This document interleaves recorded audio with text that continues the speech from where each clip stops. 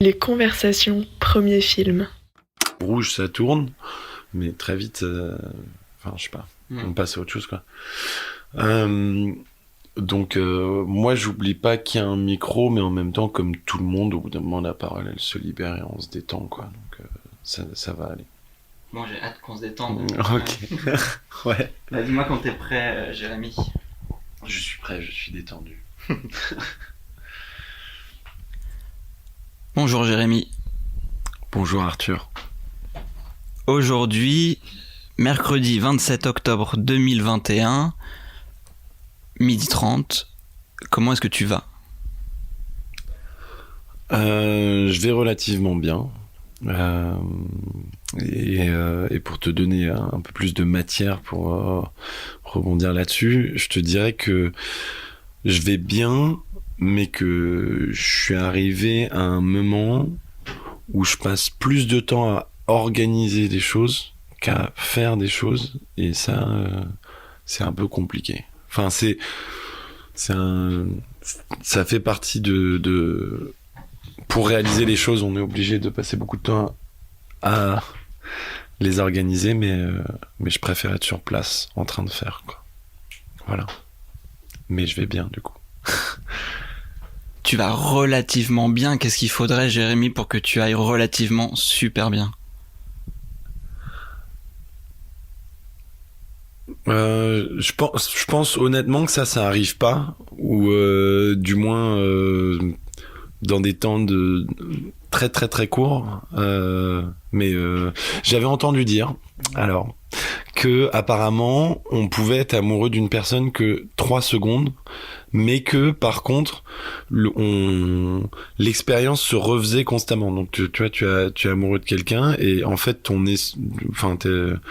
tu l'es pendant 3 secondes et ensuite tu l'es de nouveau encore et encore et encore, et en fait il y avait une explication comme quoi notre cerveau fonctionnait par des temps très courts mais qui se répétaient. Je pense que si j'étais très heureux, ce serait très peu de répétition de ces 3 secondes-là. Et donc ça durait assez peu. Mais en même temps, je pense que si j'étais trop heureux, ça me rendrait malheureux. J'ai peur du bonheur. Et je viens aussi d'une culture, j'ai grandi, je suis juif ashkénaze, donc la partie du judaïsme d'Europe de l'Est. Notre cliché à nous, c'est d'être malheureux. Et je crois que je me sens assez bien dans ce cliché-là. Donc voilà. Mais du coup, c'est un peu comme le paradoxe du Crétois. Je sais pas si tu vois ce que c'est, mais c'est le paradoxe du Crétois. C'est un Crétois qui dit que tous les Crétois sont des menteurs. Du coup, bon, s'il est en train de dire la vérité, ça marche pas. Mais s'il est en train de mentir, ça marche aussi. Du coup, il dit la vérité, donc du coup, ça marche pas. Bon, moi, j'ai envie de te dire que je suis assez heureux dans mon malheur. Voilà. C'est comme ça que je le vois. Qu'est-ce qu'il se passe dans ton corps, Jérémy, ou dans ton cœur pendant ces 3 secondes pendant lesquelles on est amoureux ? Waouh. J'écoute Augustin Trapenard souvent sur France Inter. Tu nous en sors une un peu comme ça, là. Je pense qu'en fait, c'est un moment où j'arrive à être convaincu. Et c'est un moment qui dure jamais très longtemps. Alors là, je parle pas forcément d'amour pour une personne, mais même pour un sujet, pour un travail, etc. En fonction de combien de temps je passe à préparer la chose et ensuite à l'aimer, à faire des choses avec ce sujet, cette personne, ce travail, enfin plein de choses différentes. Après ce temps-là, disons que si je passe 2 semaines à préparer quelque chose, je vais probablement mettre environ 2 minutes à ne plus l'aimer une fois que c'est terminé. Si je passe 2 ans à préparer quelque chose, je mettrai 1 mois et demi, 2 mois à vraiment l'aimer, ensuite à plus du tout. Et à me dire, voilà, ça marche pas, j'avais vu une phrase je crois c'était Marcus Lupertz au musée d'art moderne qui était pas mal. Donc lui, c'est pour la peinture, mais je pense moi je peux appliquer ça à tous les médiums, tous les sujets. Mais lui, c'était chaque peinture est une réponse à l'insatisfaction de la précédente. Mais tu peux te dire ça de chaque interview de ton côté, et je peux me dire ça de chaque projet d'installation, de film ou peu importe quoi. Et probablement de l'amour aussi. Enfin, de l'amour avec des personnes, quoi. Redis-moi juste brièvement, Jérémy, depuis combien de temps tu es dans cette relation amoureuse? Alors, est-ce qu'on parle en fait de quelle relation amoureuse on parle? Mais moi, je suis avec ma compagne depuis 6 ans et demi. Quel âge? J'ai 27 ans. Ouais, c'est ça, je crois. Je suis né en 94, donc j'ai 27 ans. Ouais. Oh là là, tu vois, ça, je suis sûr de rien. Et c'est une personne qui a complètement changé ma vie. Alors, est-ce que bon, toutes les personnes qu'on rencontre changent notre vie à un moment donné, mais en tout cas, elle a été hyper influente. Et aujourd'hui, mon travail, aujourd'hui et depuis que je la connais, mon travail ne serait pas ce qu'il est sans cette personne-là. Et c'est aussi alors là, je vais éviter de parler de tous les sentiments amoureux, etc., parce que je suis pas très doué là-dedans, et que je préférais en parler avec elle. Mais par contre, dans ce qu'on fait là et dans ce qu'on fait nous, c'est mon garde-fou numéro 1. Si j'arrive pas à la convaincre elle de quelque chose, je vais pas essayer d'aller convaincre les autres, parce qu'en vrai, constamment en train de, je te disais juste avant, lire, voir différentes choses, et j'ai des nouvelles idées complètement stupides chaque semaine. Tu vois, là, il y a mon chat à côté de nous. J'avais pensé à un moment donné, donc on a adopté notre chat, Alice et moi, donc Alice ma compagne. Tu vois, ça, je devrais pas le dire. Attends, j'allais dire une connerie, mais je sais pas. Alice me dirait que c'est con, tu vois. Je pense toujours, qu'est-ce qu'elle dirait, elle? Et là, en même temps, quand je dis ça, elle a l'air de m'empêcher de faire plein de choses, alors que c'est pas du tout le cas. Waouh, tu vois, la pression du micro, c'est incroyable. Mais j'allais te dire une idée complètement stupide que j'avais eu à faire avec mon chat et le bébé de mon frère qu'on a eu. On a chacun eu un nouvel être vivant dans nos maisons respectives en même temps. Donc je ne dirais pas cette idée complètement idiote. Mais tout ça pour dire, j'ai des nouvelles idées chaque semaine et ensuite j'en parle avec Alice. Et Alice me dit creuse encore. Ou le fais pas du tout. Là, en l'occurrence, pour le chat et le bébé, elle m'a dit ne le fais pas. Mais et par moment, je lui dis laisse-moi une deuxième chance d'essayer de te convaincre. Et c'est ce qui s'est passé là avec un bouquin sur lequel je suis en train de travailler. Un bouquin pornographique que avec des images de films porno. Et je commence à lui parler de mon idée, etc. Et elle me dit, ouais, j'y crois pas trop. J'ai dit, laisse-moi une semaine, je te montre une série d'images si toujours t'y crois pas. Je lui ai montré une image une semaine plus tard et elle a été convaincue. Et on travaille toujours sur ce bouquin. On espère qu'il sortira à un moment donné. Voilà. Ah, c'est hyper dur. À quoi il est tenté? Alors, ça s'appelle Le Thé Merveilleux. Ça vient du Palais d'été et il y a plein de choses différentes, mais c'est très sucré. Enfin, il n'y a pas de sucre dedans littéralement, c'est pas sucré, mais c'est très fruité, parfumé. Il y a de l'amande, il y a plein de parfums, beaucoup d'arômes. Toi, tu sens quoi dedans? Je ne connais pas bien en thé. Moi, je sens très peu de choses. T'as perdu. Je pourrais pas te dire. Non, j'ai un bon palais. Attends, je vais refaire attention.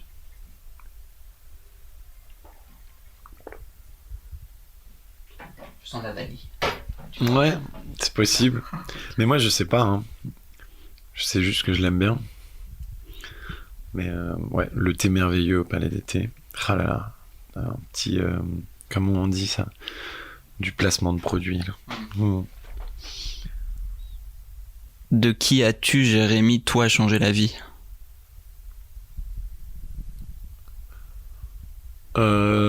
Personne, je pense. Honnêtement, après, j'ai pas essayé non plus de le faire. Mais après, ça dépend ce qu'on.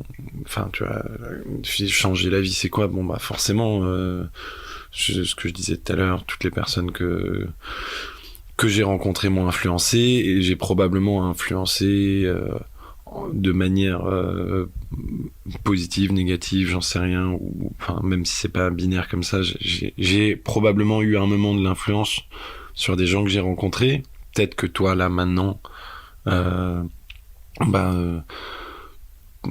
tu t'es dit ah, mais en fait, cette pose, elle me va pas du tout sur ce canapé-là. J'ai pas mal de. Est-ce que tu veux qu'on se rapproche? Ouais, ok, on peut faire ça. Si tu viens un tout petit peu plus vers moi. Tu vois? Voilà.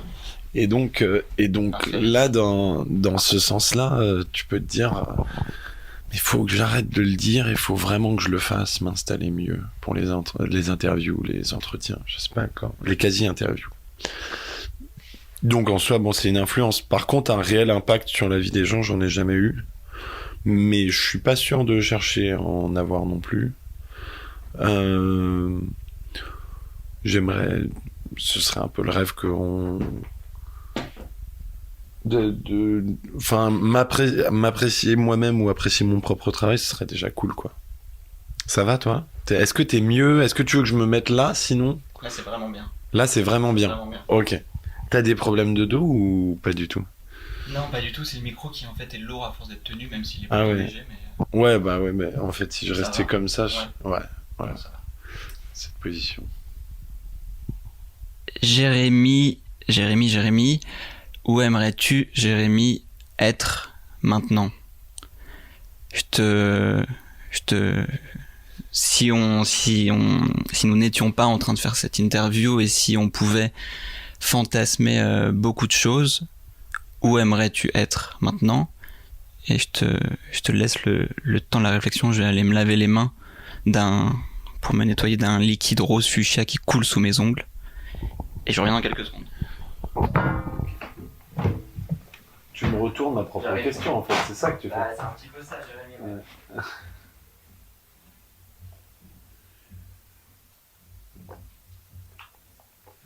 C'est quoi le liquide rose fuchsia? C'est parti, c'est bon. Ouais, mais c'était quoi? C'est un liquide qui apparaît lorsque je vais particulièrement bien. C'est hyper inquiétant, Augustin Traquenard, je comprends jamais les questions qu'il pose. Tu pourras travailler avec lui plus tard. Est-ce qu'alors on peut essayer de décrire ce lieu où tu aimerais être très lentement, pas à pas, sens après sens, et commencer par la vue, commencer par le son? Qu'est-ce qu'on entend là où tu aimerais être maintenant? Je suis désolé, c'est une vraiment belle invitation.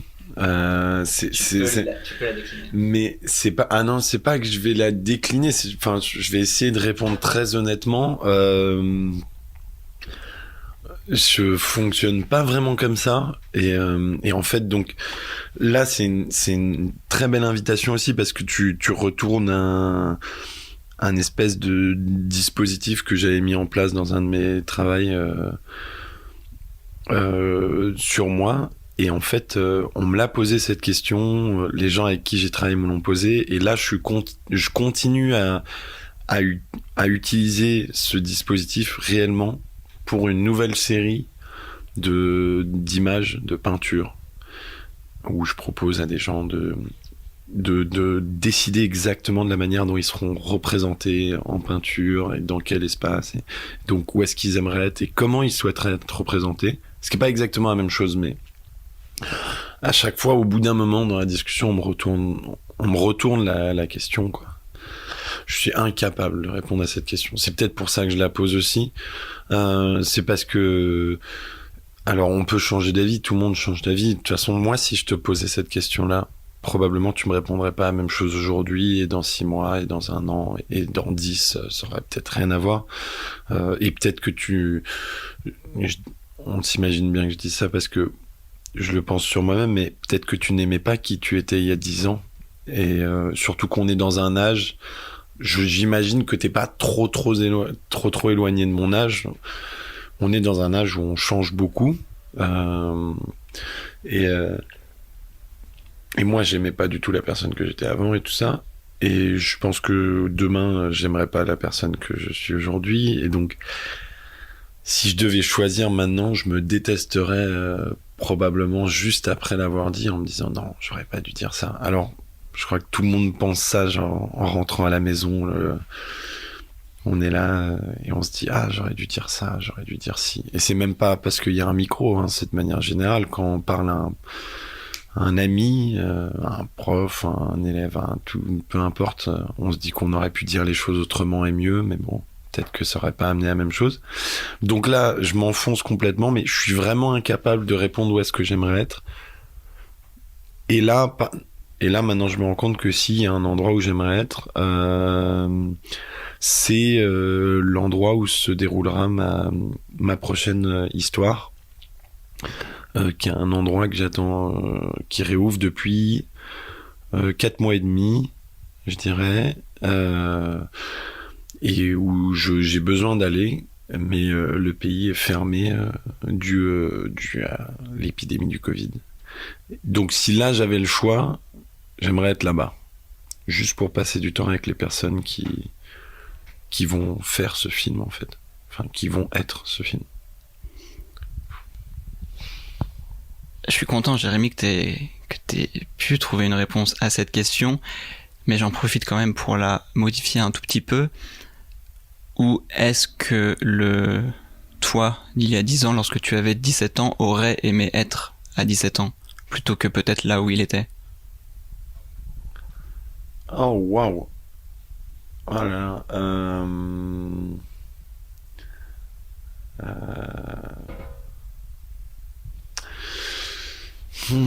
Eh ben, non, je crois que dans l'idée, j'étais là où je pensais que je voulais être, mais je savais pas que cet endroit me rendait malheureux. Et c'était sur un terrain de basket, et c'était en faisant du sport tous les jours, de manière acharnée. Et j'avais aucune idée que ça me rendait malheureux. Si tu veux, je peux le tenir, et comme ça on alterne un peu. Non ? Je crois que ça va. Le fait que je tremble, c'est pas que c'est lourd. Non, je sais. Moi, ça m'arrive de trembler aussi, mais c'est juste si tu veux. Ça va. Ok. Mais C'est sympa.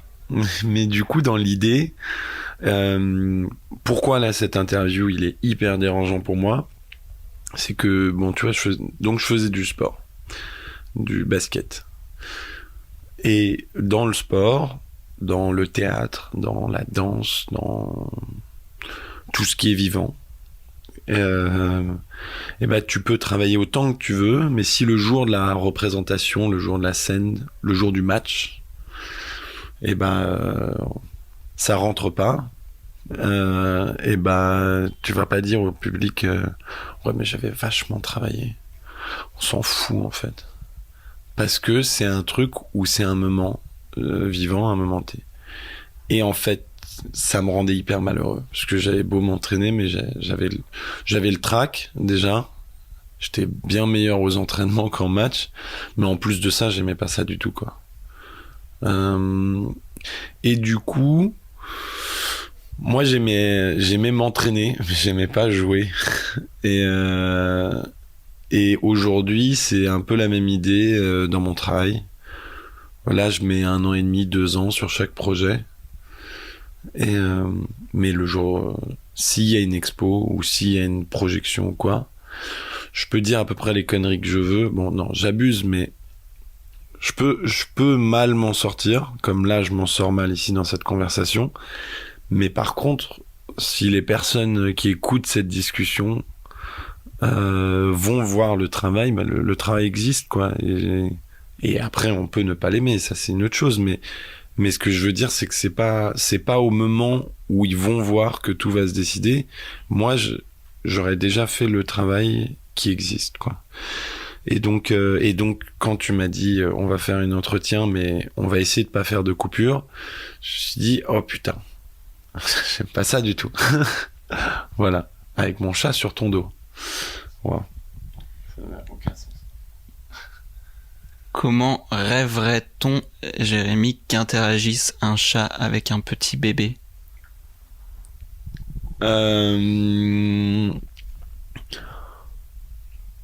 Ah, j'en ai aucune idée, parce que moi, en fait, dans l'idée que j'avais, parce que je sens que t'as envie que je dise cette idée complètement saugrenue dont je parlais tout à l'heure, je vais la dire, comme ça, voilà, ça va être plus facile. Et ma compagne, ce soir, en rentrant, va me dire, mais pourquoi t'as dit ça? Mais donc, c'est des idées à la con, tu vois. Mais, en fait, donc, mon grand frère, son bébé naît et tout le monde vient parler à son bébé. J'ai oublié, il y a un terme pour ce langage, mais tu sais, oh, il est trop mignon, oh, ba ba ba, be be be, bi bi bi, trop chou, tout ça. Et ensuite, quelques semaines après, nous on adopte notre chat et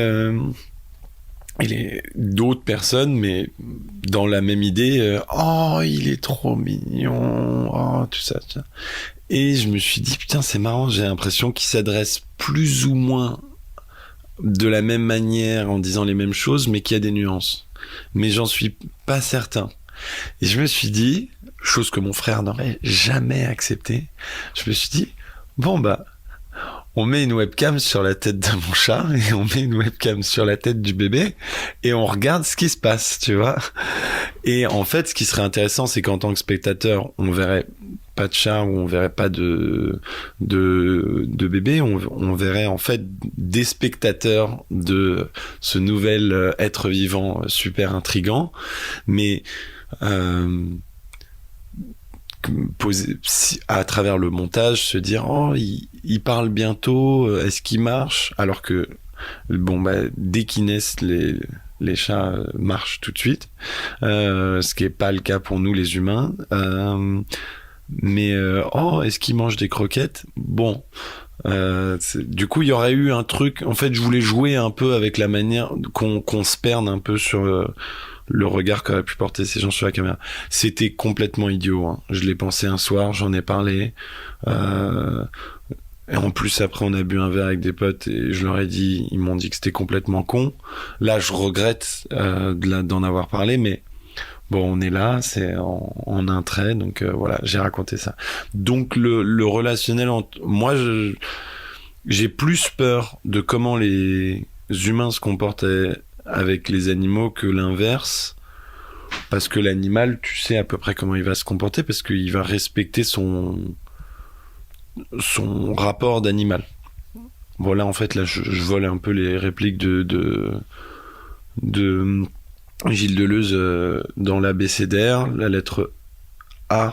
Donc la toute première lettre, il dit A pour animaux, et en fait il dit qu'il aime pas les humains qui ont un rapport humain à l'animal, mais il aime les humains qui ont un rapport animal à l'animal. Et donc bon bah moi quand je dis à mon chat en rentrant ça va beau gosse, ça n'a aucun sens et ça lui ferait grincer des dents à notre cher Gilles, mais c'est amusant, c'est une habitude, et bon voilà. Non, mais je miaule pas auprès de mon chat. Mais j'ai plus peur qu'un bébé donne un coup sur la tête du chat, pas parce qu'il veut être méchant, mais parce que c'est un bébé qui, voilà. Alors que le chat, je suis pas terrifié par la manière dont se comportent les animaux, quoi. C'est les humains qui font peur. Merci, beau gosse. Merci, Jérémy. Oh là là, j'ai tellement de regrets déjà.